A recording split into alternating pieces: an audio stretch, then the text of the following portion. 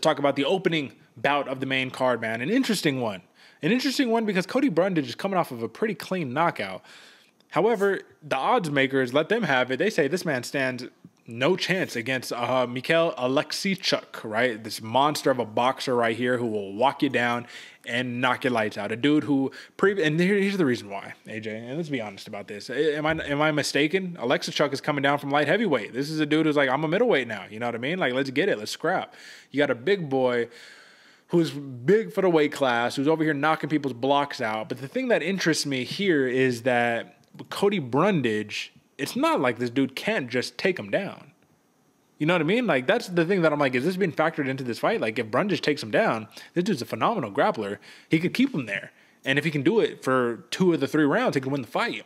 But I think that's it. And I don't want to say that's it because no disrespect, but I think that's it. It's like, you don't have enough weapons to keep an Oleksiejczuk off of you because if he stuffs the takedown, you're in serious trouble now. And that's not a position that anybody really wants to put themselves in. So when we're looking at a Cody Brundage, I mean, listen, bro, you knock out Tresean Gore, especially after the performance Gore had in his last fight. You're like, okay, that's impressive, right? You submit Dalcha Lungiambula, champion, who's no longer in the UFC. So, you know, sad story, but that's the way that it goes. Get decision by Nick Maximov. You get out-grappled.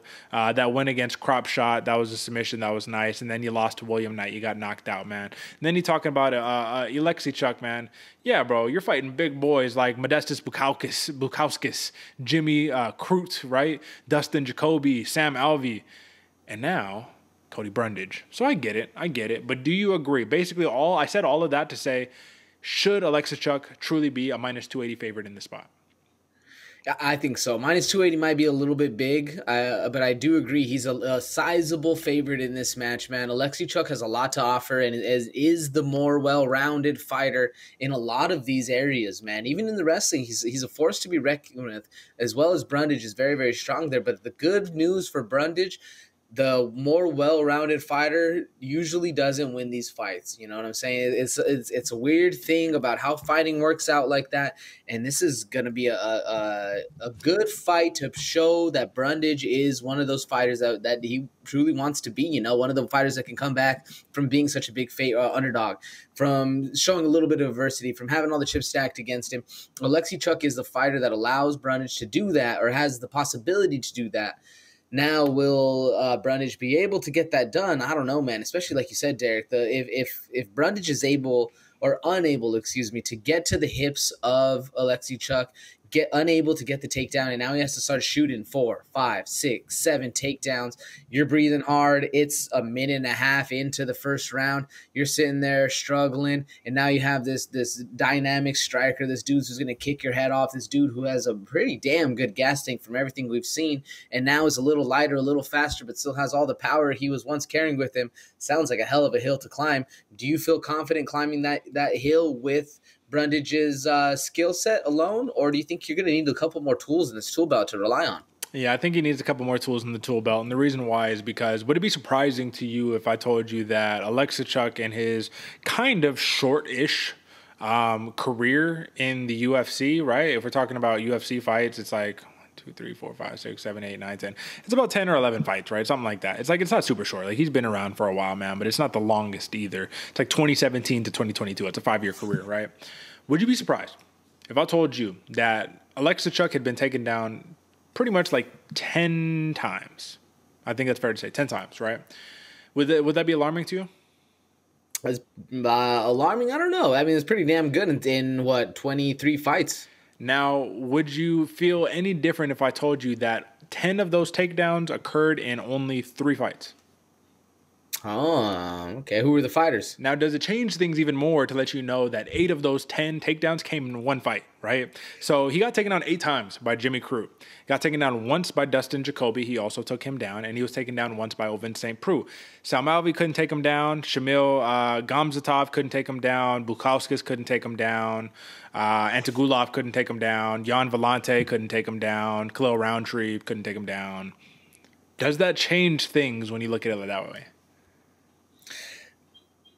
A lot of those, I mean, it's a lot of names, a lot of big names, but I don't know if a lot of those people are focusing strictly on the takedown shot. Like you said, the Jimmy Crute going down 8 times. Yeah, that one makes a lot of sense. OSP, I mean, getting only one on OSP is pretty damn impressive right there. It sways it a little bit, but I still think Brundage is a good enough wrestler to get things done like that, man. Well, then let's shift the conversation. For Brundage, in his 4 fights in the UFC, would it shock you to let you know that he has 3 takedowns in those 4 fights? He took down Tresean Gore once, Dalcha Lungiambula once, and William Knight once. He lost one of those 2 fights that he registered a takedown in, and in the sole fight that he has not registered a takedown in, that was against Nick Maximov, got taken down 4 times. Yeah. You know? So I say all of this to say, I bring up stats because now at this point of the game, I don't really bring up stats like that too much because that's not really what makes the fight, right? Numbers are numbers. A fight is a fight.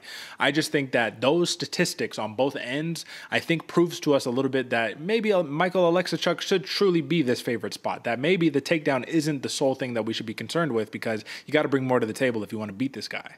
If those guys, right, if a Jimmy Crute took him down 8 times, I want you to think about this. Jimmy Crute, a monster of a fighter, right? He ended up submitting Oleksiejczuk, and let me see in what round. In the first round after taking him down 8 times, man. After that performance, this dude did not give up a takedown until the Dustin Jacoby fight, a fight that he did lose a decision in. But it went to show that there was like, no, we're not going to let this happen again. All that in, man. Oleksiejczuk, power, phenomenal, too well-rounded. Cody Brundage is going to need to be able to get some respect on the feet to win this fight. But give me Michael Oleksiejczuk and give me a first-round knockout. I like it, Derek. I like it. And this is, again, another one asterisk for me, folks. I think Oleksiejczuk is going to win this fight. I think he's the more well-rounded fighter. And if I'm putting money on this one, I'm also, too, going Oleksiejczuk, and I'm going by knockout. You can see why they have a minus 120 favorite right there for Oleksiejczuk on that prop bet. But personally, again, competition mode has engaged, and thankfully not as big of a long shot as the last fight we were talking about. Still a pretty big long shot right here. I agree, plus 230, right around there, man. I would have said plus 180. I would have been very happy. But I'm taking Cody Brundage, and I'm taking that decision. Yeah, I'm taking Brundage. I'm taking the decision. If you're going to lay some money on Brundage, I'd go on the money line. Plus 230 is a little bit more lucrative, but since I have to put a pick, I'm going decision for that one, Derek. Fair enough, man. And that is the break.